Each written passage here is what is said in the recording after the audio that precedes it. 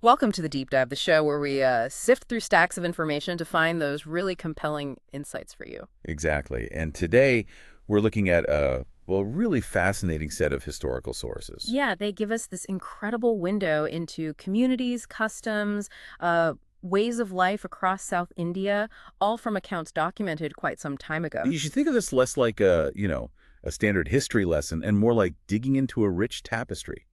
Sometimes surprising, the details you find. Absolutely. We're talking everything from, say, ancient traditions, jobs people did every day. To social structures, religious practices, and even things the sources label as, unique forms of crime or entertainment. So our mission here is really to explore these accounts together. We'll guide you through it, highlight the facts, yeah, but also the patterns, the surprising connections that pop out. Like, how did these different groups live? How did they adapt? Keep their identity? That's what we want to unpack. Let's dive in. Okay, so starting off, the first thing that really hits you is just the sheer variety. So many communities, each with really distinct roles. Definitely. You take the Chakkiliyans, for instance.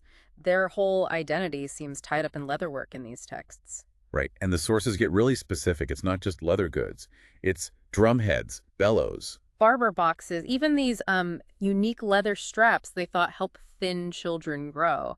Specific stuff. And their religious life is just as detailed. There's this big festival for Gangama. Oh yeah, the begging practice. Exactly. A few of them dress up like Marathi bird catchers, go around begging for 9 days to fund it. It shows that mix of, practicality and ritual. And then you contrast that with, say, the Chenkus, completely different context, forest dwellers. And the sources really emphasize their impact on the environment. Directly. Felling trees, setting fire to forests. Which the sources suggest was maybe to trace game or collect produce more easily. Even poisoning streams is mentioned. And what's really fascinating is their interaction with the authorities outside the forest. They traded honey, wax, horns, that sort of thing. But then there's that whole road police thing. Yeah, it's controversial, isn't it? Yeah. The source basically suggests they were hired as police, but it was essentially paying them off not to commit robbery themselves. Because they were noted as the main culprits in the area, apparently. It just shows this complex, maybe pragmatic way of surviving within these shifting power dynamics. It's quite something. Tells you so much. And their appearance, that changed too, according to the accounts. From leaves. The cloth. Yeah. And adding ornaments, like squirrel tails in their hair, little details like that. Tattooing, too, sometimes seen as a remedy. And then you look at the Cherumans, and the sources, well, they give a pretty stark view of historical social status. Explicitly called slaves.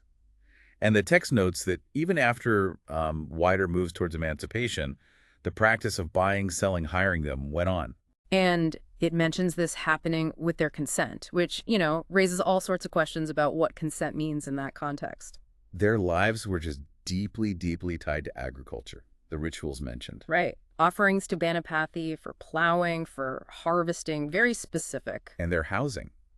These madams' huts built right on the field banks or even up in trees. So they could literally live among the crops, watch over them. And details like, using plantain leaves tied around the waist in the rainy season. It just paints such a clear picture of a life tied to the land and what was available. Plus those strict rules about pollution distances from higher castes. Really shows the rigid hierarchy. Yeah. And beyond the day-to-day, the sources get into major life events too. Marriage, death rituals. Which varied a lot between groups, right? Hugely. For the Chakkiliyans, the maternal uncle's okay was apparently vital for a marriage. And their death ceremonies involved worshipping and then throwing bricks into water. Very specific act. Then the Cherumans, they had different documented marriage forms, like Sambandam or Romgu Kuduka. And those incredibly detailed pre- and post-birth rituals you mentioned before, like predicting the baby's sex with an areca palm flower. Yeah. Or walking over aloe leaves for purification after birth. Just fascinating glimpses. Their death rituals were also documented in detail, using red cloths, paying the family. And later, prostrating at a mound for the deceased. Specific timings, purification baths, to end the mourning period. It's all laid out. It highlights how complex these kinship structures must have been. You see it in the family names, too, the septs. Right, the exogamous septs, often named after animals, plants, objects, like the holeas. Elephant garland, jasmine, anthill. Milk, hair, sling, umbrella, honey. It connects identity right back to the everyday world, doesn't it? And inheritance wasn't simple either, the Izavas, for example. They had different systems documented, sometimes father to son, sometimes through the female line Marumakatayam, or even a mix. And in some places, like northern Travancore, the female line might even take precedence over a man's own kids for inheritance. Shows real regional variation. Okay, so shifting focus a bit to beliefs. Religion was clearly absolutely central. And not just the big Hindu gods. It extended out to, village gods, garden deities, field goddesses, a whole local pantheon. And animal sacrifice comes up a lot. Goats, fowls, pigs, part of festivals, offerings to deities, or what the sources sometimes call demons. Practices like oracles, the Velichapad, and spirit possession are also noted. Particularly among groups like the Pulayas, yeah. They also mention exorcism, using specific tools like the kukara, that iron rattle, to drive off spirits. And you find these really specific superstitions, too, like the Gadabas. Well, yeah, the cloth thing. Because of a legend about Sita, their women apparently wouldn't use mill-made cloth, only hand-woven. And they believed burying a wild buffalo horn could cure cattle disease. Some rules are just incredibly precise, like the Dippo sept of the Blandari. They couldn't blow out lights. Couldn't blow them out. Okay. And had to wear pure silk, Madi, just to light lamps. Shows how ritual could infuse even simple acts. The Jain community gets attention, too. Their history, their rivalry with Saivism back in the day. And the sources mention these accounts of past persecution, shown in temple frescoes in Madura, apparently. Things like trials by water or impalement for those who wouldn't convert. The sources report their beliefs factually, like looking down on Brahmins as having fallen away from the faith, and describe their unique ceremonies. Right. Details about their temples, those big statues like the Bahubalan figures. It's presented as documented history, giving a glimpse into those past sectarian dynamics. Okay, let's switch gears slightly.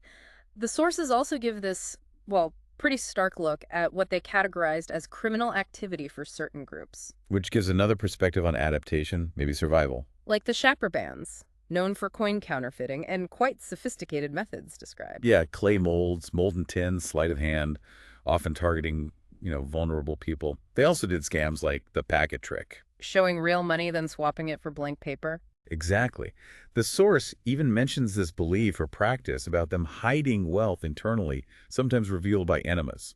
Quite graphic. That level of detail is something else. Then the Damaras, known as performers, acrobats. But also linked in the text to dacoity, robbery, cattle lifting. They even describe a specific tool they used for breaking in. Like a foot-long iron bar with a chisel point. Yeah, and hiding stolen goods in their donkey's packs.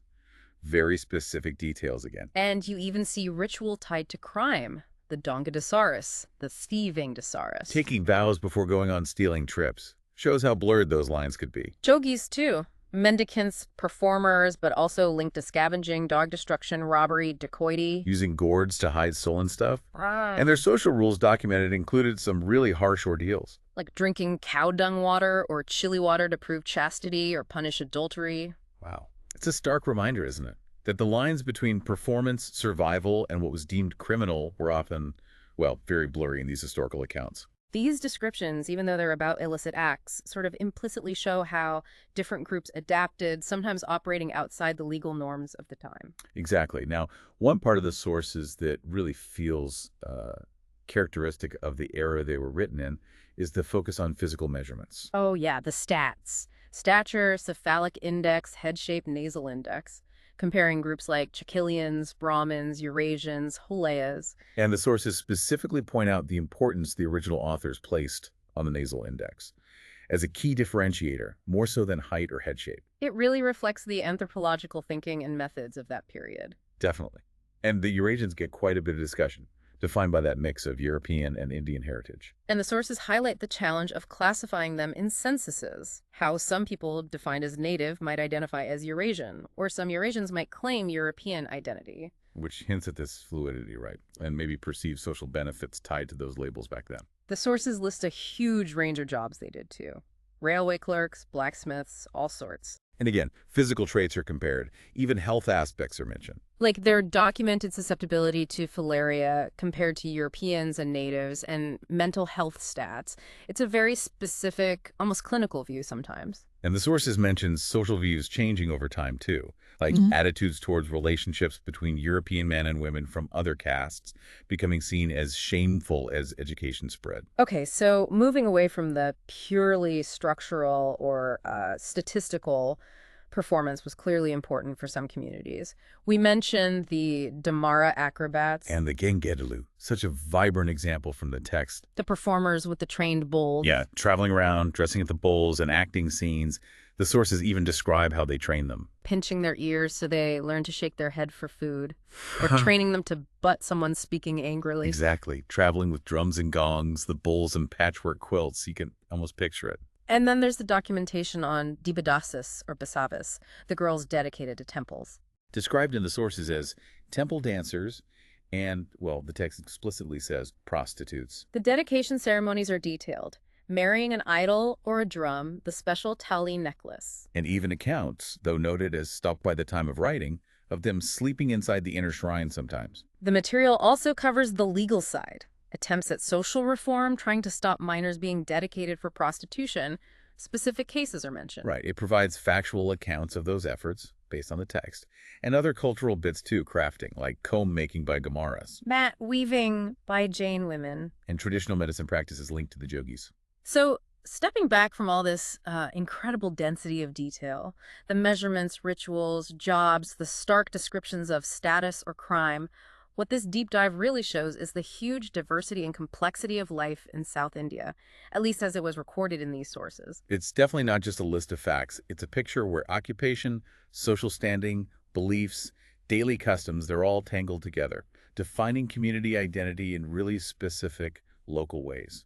Yeah, and the tiny details, the specific leaves used for a hut, how they tracked game, how they forged coins, it paints this vivid picture of, well, human ingenuity and tradition. But also the constraints, right? Yeah. And how people adapted within those circumstances. And we see these documented accounts of communities navigating big historical shifts, like servitude persisting despite emancipation efforts. Or changing social views, or just finding ways to get by, sometimes through means that the people writing the accounts labeled as criminal. So looking at this whole collection of lives and customs through the lens of these texts, what really stands out to you, the listener? For us, I think these incredibly granular descriptions are just a powerful reminder. A reminder of how rich human culture is, the millions of ways societies organize themselves, adapt. And try to keep parts of their identity alive across generations, even when facing huge pressures or being documented from the outside. And it leaves us with maybe a provocative thought to chew on. When we read historical accounts like these, what is the choice of details the focus on work or ritual or physical trace or crime tell us? Not just about the people being described, but maybe about the perspective, the priorities of those doing the describing back then.